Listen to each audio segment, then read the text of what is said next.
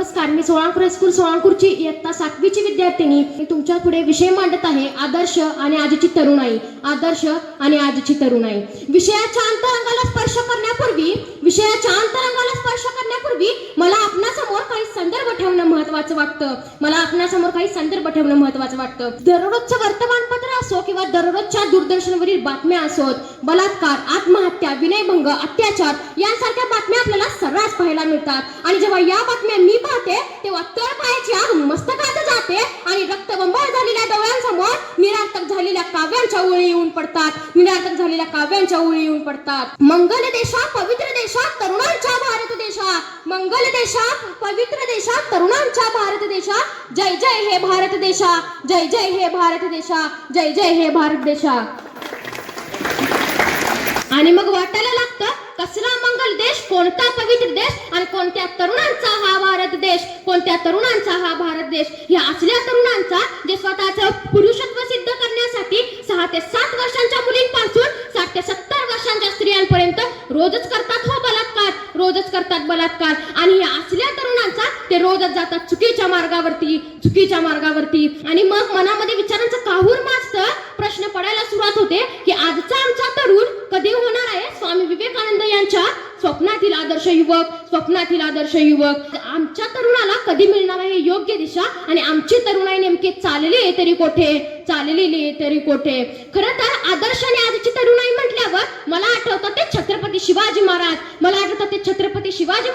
त्यांनी लहानपणापासूनच मैत्री केली होती, ती म्हणजे तलवारींशी आणि ढालींशी. सह्याद्रीच्या कड्यापर्यंतपासून ते दिल्लीच्या तख्तापर्यंत मज्जल मारणाऱ्या या माझ्या शेरदिल तरुणाबद्दल काही 4 ओळीत सांगायचं झालं तर जो 65 किलोची तलवार वाकवतो त्याचं नाव यसाजी. जो हजारो शत्रूंशी एकटा खिंड लढवतो त्याचं नाव बाजी. जो हात तुटला तरीही शत्रूंशी लढत राहतो त्याचं नाव तानाजी. जो 8 तासात घोडा दिल्लीवरून पुण्याला घेऊन येतो त्याचं नाव संताजी. जो शत्रूच्या छावणीत घुसून शत्रूच्या छावणीचा कळस कापून आणतो त्याचं नाव धनाजी. जो ढाण्या वाघालाही सामोरं जाऊन त्याला उभा फाडतो त्याचं नाव संभाजी. आणि या सर्वांना एकत्र घेऊन स्वराज्याच्या नंदनवनासाठी तोरण बांधतात ते म्हणजे छत्रपती शिवाजी महाराज. त्यांना म्हणायचं छत्रपती शिवाजी महाराज. खरं तर महाराजांकडे पाहिलं की मला कळतं तरुण पण कसं असावं व तारुण्य कसं असावं. आणि आजही महाराजांची आठवण येते ती फक्त याचसाठी. आदर्श आणि तरुणाई म्हटलं की मला आठवतात जगाला जगण्याचा संदेश देणारे संतश्रेष्ठ ज्ञानेश्वर महाराज. आपण म्हणतो 16वं वर्ष धोक्याचं, पण त्याच 16व्या वर्षी ज्ञानेश्वर माऊलींनी ज्ञानेश्वरीची निर्मिती केली. मग कुठेतरी आम्हाला वाटतं की आजच्या युवकांच्या पुढे ह्या ज्ञानेश्वर माऊलींचा आदर्श असणं कुठेतरी गरजेचे आहे. आदर्श आणि तरुणाई म्हटलं की मला आठवतात भगतसिंग, राजगुरू आणि सुखदेव. त्यांनी आम्हाला शिकवलं की देशासाठी जगायचं.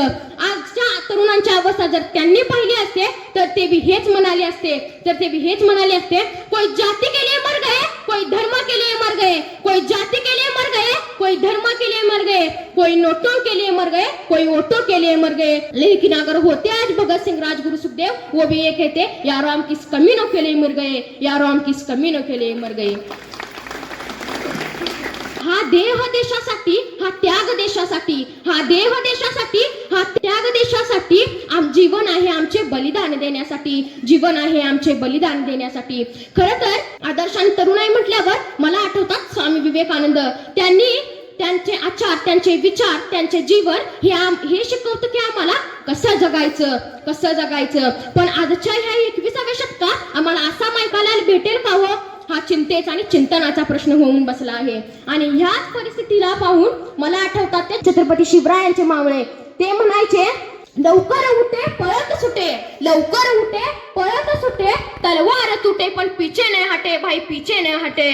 पण आत्ताची तरुणाई म्हणते उशिरा उठे दारू घोटे, दारू का गिल्लास फुटे पण बाई पीछे नहीं हटे. विनोदाचा विषय बाजूला ठेवला तर आजची ही वस्तुस्थिती झाली आहे. विषयाच्या अनुषंगाने तरुण या शब्दाकडे लक्ष केंद्रित करत असताना आपल्याला एक गोष्ट लक्षात घेणे गरजेचे आहे. ती म्हणजे आपल्या भारतामध्ये 65% अधिक लोकवर्ग तरुणांमध्ये मोडला जातो आणि त्यामुळेच कदाचित आपल्या भारताला तरुणांचा भारत देश असे संबोधले जात असावे. त्यावरूनच मला एक उदाहरण सांगावंसं वाटेल. एक राजा घोडे बाजारात घोडा खरेदी करण्यासाठी जातो. अनेक घोडे पाहिल्यानंतर त्याला एक घोडा प्रचंड आवडतो. त्यावर तो राजा त्या व्यापाऱ्याला त्या घोड्याची किंमत विचारतो. तेव्हा तो व्यापारी सांगतो, ह्या घोड्याची महाराज किंमत 50 लाख इतकी आहे. तेव्हा महाराज म्हणतात, इतक्या साध्या घोड्याची किंमत तीही इतकी कशी काय?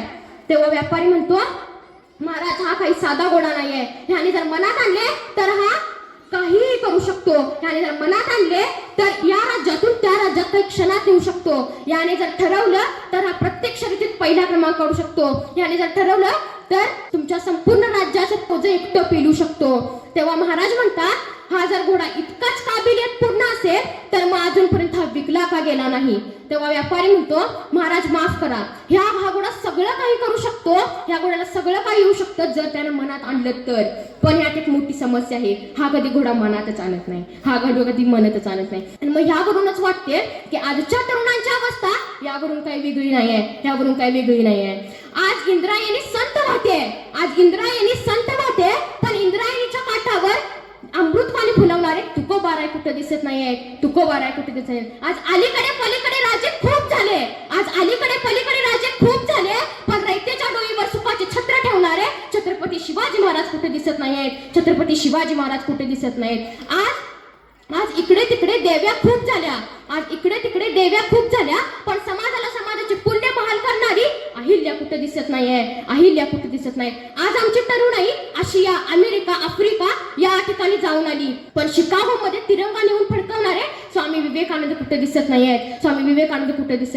आज घराघरामध्ये आया खूप झाल्या, पण शिवबा घडवणारी जिजामाता कुठे दिसत नाहीये, आणि आम्ही म्हणतो, शिवाजी महाराज तुम्ही पुन्हा जन्माला या, पण मी म्हणते राजे तुम्ही पुन्हा जन्माला यालच कसे? कारण आम्ही काही गेल्या वर्षापासून जिजामाता गर्भातच मारतोय. म्हणून शिवाजीराजे परत जन्माला येण्याचा प्रश्न उरतोच कुठे. जाता एवढेच म्हणावंसं वाटते, आजच्या ह्या दिनानिमित्त माझ्या सर्व देशातील बांधवांना मी विनंती करते की आपल्या देशातील स्त्रियांना आदर द्या. प्रत्येक स्त्रीला आई, माई, ताई ह्या आदराने वागवा. एवढे बोलून मी थांबते. जय हिंद, जय भारत.